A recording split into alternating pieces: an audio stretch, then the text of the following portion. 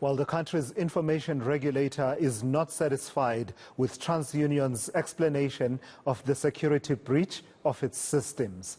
The regulator says it falls short of what's required by law, as it doesn't provide a remedy for the millions of people whose personal information was compromised. Well, let's discuss this further then with a member of the information regulator, Advocate Colin Weapon, who joins us now for an update. So what exactly is it about TransUnion's notification and further communications with the information regulator do you find to be unsatisfactory?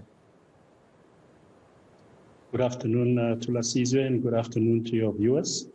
Yes, so the information regulator has received on the 14th of March a correspondence, basically a letter informing the regulator that they experienced a security compromise. The regulator then wrote back to them in terms of Section 22 to inform TransUnion that their reporting was inadequate. We then advised TransUnion to then report in terms of Section 19, and we also referred to what basic requirements in terms of Section 19 of the Protection of Personal Information Act requires. Basically, if the root cause was identified, and also the interim measures that you're taking to ensure that there's no further compromise. TransUnion then wrote back to the information regulator, and the regulator then considered their response, and the regulator then wrote back again to TransUnion, and they then asked that TransUnion please comply, in particular with the fact that local and law enforcement authorities should also be notified, and also the manner in which data subjects must be notified of the security compromise. That would now be to Lasizwe, your emails, or actually writing to you in person if your latest address or contact details are available, but also to then also use the larger base, which is using the media such as newspapers, to also then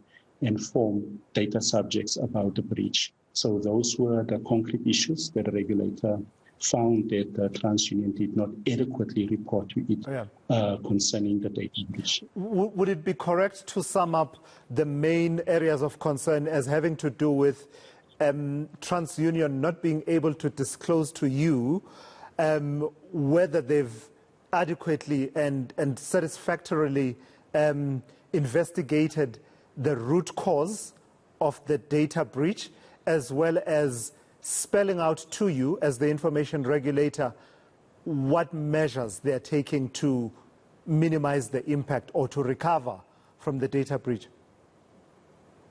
Thank you, Lasizwe. So it's basically the medium in which you notify those data subjects or consumers who are affected. So the regulator then advised that they should also make use of the newspapers. But very importantly, the regulator also advised that local law enforcement authorities should also be briefed, and also a criminal case should be opened because of the unauthorized access of the information by a threat actor. And then also the information regulator wanted to know the exact number of data subjects that were affected by the data breach. And what else have you heard from TransUnion since then, for instance, around resolution of this stalemate between themselves and the hacking group that targeted them? I mean, I see earlier on today there was a statement that came out from TransUnion, and I think they're trying, from their communication at least, as reported by various media, they are saying this latest breach was limited to some 3 million users in South Africa.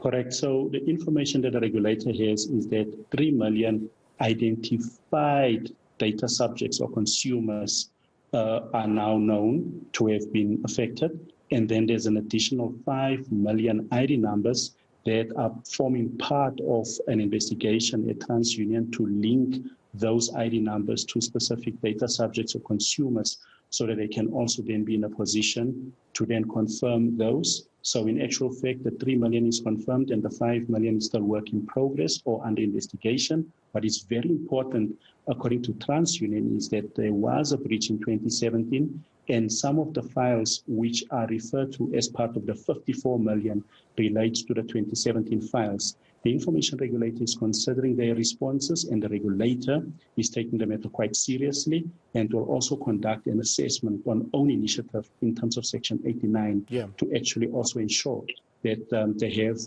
the facts on hand.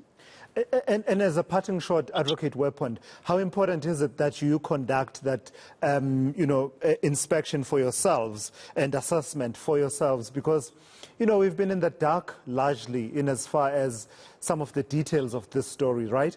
Because I've seen some reporting that suggested that one of the servers or the server that was affected had a password that was password.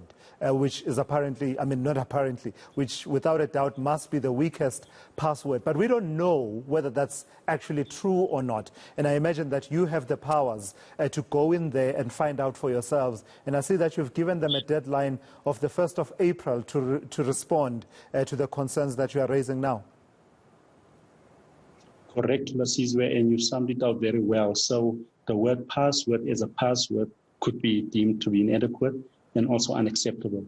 But very importantly to Lasizwe, the importance of us conducting an assessment in terms of Section 89 on own initiative is basically to satisfy the information regulator about the root cause of the data breach and also the number of data subjects affected, and also what measures are TransUnion putting in place to ensure that there is no further compromise. From where we sit, we understand that only the automotive industry-related information was compromised and the server was isolated and as such not further breached.